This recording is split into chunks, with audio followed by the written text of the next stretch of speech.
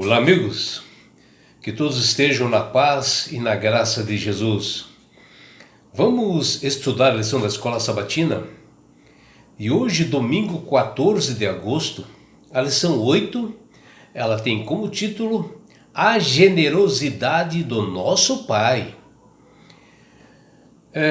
O que nós podemos ver nessa lição de hoje é que a nossa natureza ela é egoísta e nós somos também egocêntricos, né? E isto nós somos desde berço às vezes, né? E que às vezes até é demonstrado isto, né? Nos jardins de infância, né? Nas escolas primárias, quando nós demonstramos esse egoísmo, onde nós não queremos dividir as coisas com os nossos amigos, queremos as coisas só para nós. E nós não queremos dar generosamente as coisas, né? E mesmo quando nós damos, nós podemos até ser motivados, né, por questões egoístas. E nós, para darmos a nossa contribuição, às vezes, dentro da igreja, nós temos que pensarmos muito nisso, sabe? Em que a gente possa, acima de tudo, ter amor e bondade, sabe? E isto para a causa de Deus, sim, livremente. Nós temos que encontrar a graça de Deus na pessoa de Cristo para que Ele possa mudar a nossa índole, o nosso caráter. E para nós compreendermos, né, o sacrifício de Jesus na cruz por nós, vai tocar assim nas cordas assim invisíveis de nossos corações, que ele vai assim derretendo esse egoísmo, as coisas que estão dentro do nosso coração, e o egocentrismo é uma delas, que ele reside lá dentro, e somente pelo poder de Deus para retirar de lá isto. E a razão, né, pela qual muitas pessoas não dão generosamente assim as coisas, é porque eles não têm realmente entregue os seus corações ao Senhor. E o segredo por trás da verdadeira doação, da entrega, né, se encontra na doação de nós mesmos, né? Primeiro, a Ele, Deus, se entregar verdadeiramente ao Senhor e mudar a nossa vida. E a razão pela qual o apóstolo Paulo fala lá que os macedônios, né, eles deram além da expectativa num apelo que o apóstolo Paulo fez, ele tem tudo a ver com esse mesmo fator, a necessidade de se doarem na causa do Senhor. E eles acabaram aceitando o desafio do apóstolo Paulo, está lá em Romanos, no seu capítulo 15. E os macedônios, eles tinham se entregado ao Senhor, né? Sentido a necessidade de mudança, de retirar esse egoísmo dentro do coração. E estavam sim com seus corações transformados pelo poder de Deus. A verdade é que nós só podemos assim dar generosamente, seja rico, né, ou pobre, quando nós mesmos damos primeiramente ao Senhor, numa entrega, numa dedicação.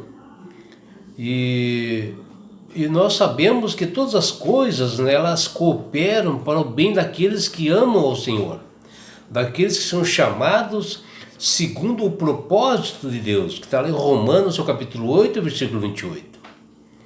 E as pessoas que falam, se Deus realmente me amasse, com certeza Ele faria isto, faria aquilo por mim.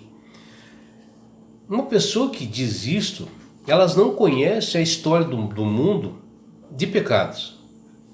Nunca pararam, né, para refletir sobre a história da redenção. E eles não conhecem a Deus e nunca tiveram assim, um relacionamento íntimo com o Senhor. Porque Isto só acontece quando as pessoas são comprometidas com o Senhor. As pessoas começam a ter empatia e sentir o que a necessidade do outro, e começa a dividir as coisas. Talvez assim porque tiveram assim, um desejo ardente na vida, muito egoísta, né? Ou por alguma coisa assim que eles quiseram dar assim diferente, que Deus quis dar algo melhor para elas e elas não aceitaram. Somente essas pessoas podem dizer realmente que Deus não é generoso. Porque elas, na realidade, elas querem o que elas acham que é melhor, não que Deus, que é o Criador e mantenedor do universo, pode dar o melhor para elas. São essas pessoas que falam, né? Esse tipo de coisa.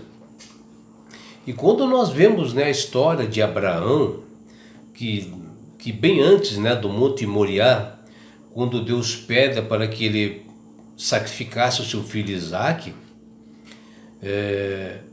bem antes disso, né, onde ali aquela sua fé foi provada, muito bem antes disso, o Abraão ele já tinha um relacionamento com Deus. Ele já desenvolvia realmente essa intimidade com o Senhor, já conhecia o Senhor por ouvir a palavra dele, do Senhor, e isto ia aumentando a sua fé. Porque a fé ela vem em ouvir a palavra de Deus. E as pessoas que têm fé, elas são mais bondosas, são generosas, pessoas são amáveis, porque elas buscam copiar o caráter de Deus na sua vida. E o próprio Abraão, ele já havia enxergado Deus pelas coisas invisíveis, né? E assim nós temos a certeza, né, que Abraão, ele era um homem sincero, e um homem sim de muita fé, tudo isto fez a diferença na pessoa dele, Abraão, né? Tornou-se conhecido como o pai da fé, porque um homem que sabia dividir as coisas, um homem generoso, um homem bom, um homem amável.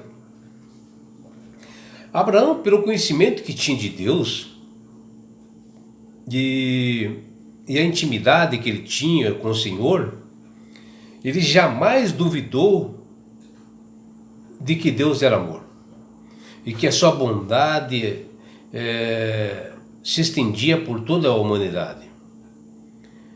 E Abraão ele sempre aceitava de bom grado, né, tudo que Deus dava para ele. E ele confiava no Senhor e ele aceitava com prazer as coisas que Deus dava para ele. Porque sabia, né, que Deus sempre procurava dar o melhor e Deus era soberano. E o Criador do universo, né, como Pai, sempre queria o melhor para ele, Abraão. E ele sempre quer o melhor para a humanidade. E uma das maiores provas disso, né, que Deus quer o melhor para a humanidade, que Deus ele é generoso, que Deus ele é amoroso, foi dar o seu filho Jesus, seu único filho, para morrer na cruz por nós pecadores. Que ali ele nos redimiu dos nossos pecados, nos resgatou de um mundo mau, né? Que nós estávamos propensos à perdição, e ele nos resgatou ali,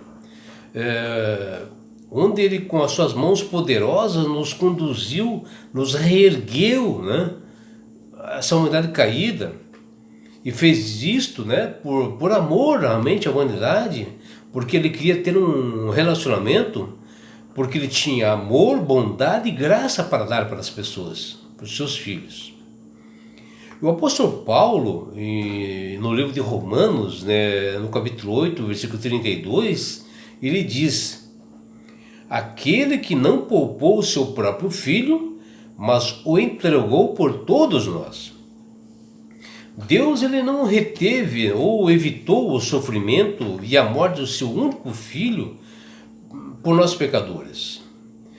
Bem pelo contrário, ele por misericórdia e bondade por nós, ele mostrou a mais alta prova de amor para conosco, a mais alta prova que um pai pode dar para um filho. E ele não poupou nem o seu filho, o único filho, né? E que se entregou devidamente por nós. Nós, assim, refeitos em Jesus, né, e guiados, né, pelo Espírito Santo, agora nós podemos, assim, pensar de uma forma diferente, que Deus é amor e que é Ele que nos conduz realmente para a felicidade. A nossa mente, hoje, por exemplo, está voltada às coisas do Espírito Santo, que nos conduz à vida, à paz, porque Deus nos amou primeiro. Não há dúvidas, né, que mesmo que os sinais que nos fazem assim sofrer, e as coisas que que nos maltratam, né, nesse mundo, elas dão uma grande contribuição para aqueles que amam o Senhor. Porque Deus converte o mal em bem, e Ele usa esses crisóis, né, o sofrimento, para que ele apareça em nossa vida para um aprendizado, para uma transformação, para uma escola para todos nós.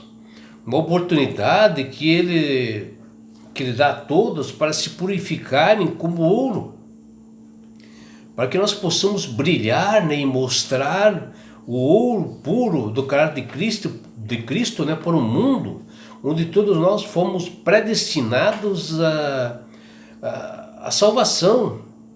Nós fomos predestinados a mostrar a imagem de Cristo para as outras pessoas, para que elas também tenham essa oportunidade de se salvarem também. Ao nascermos, né, todos nós fomos feitos para a salvação. Porque antes disso, né, Cristo já havia morrido pelos nossos pecados. Morrido por nós, pagando os nossos pecados.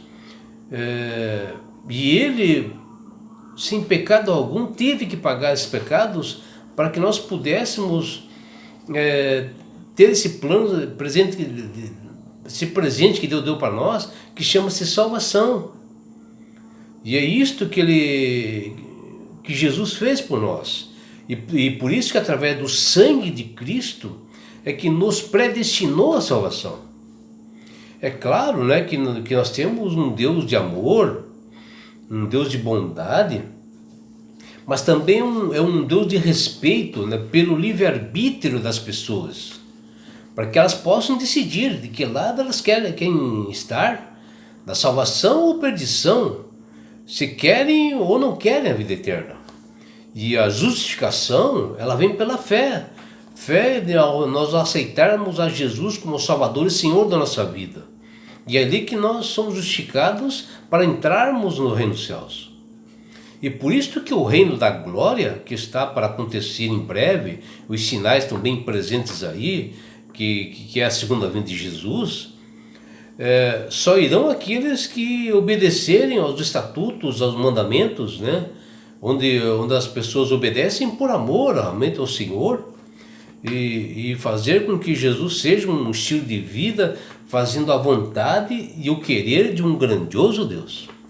Por isso, meu amigo, minha amiga, ao você ouvir, né, a palavra do Senhor, ao você ouvir a voz do Senhor falando no seu coração, que você possa aceitar a Jesus como Salvador, como Jesus possa conduzir a sua vida, e que você possa ter forças diante de tantas aflições que nós temos. E sabe por que ele quer fazer isso? Ele quer dar a você um presente que chama-se salvação. E Ele quer te levar para as mansões celestiais. E sabe por quê, meu amigo, minha amiga? Porque Jesus te ama. Abraços do seu amigo João Carlos Amorim.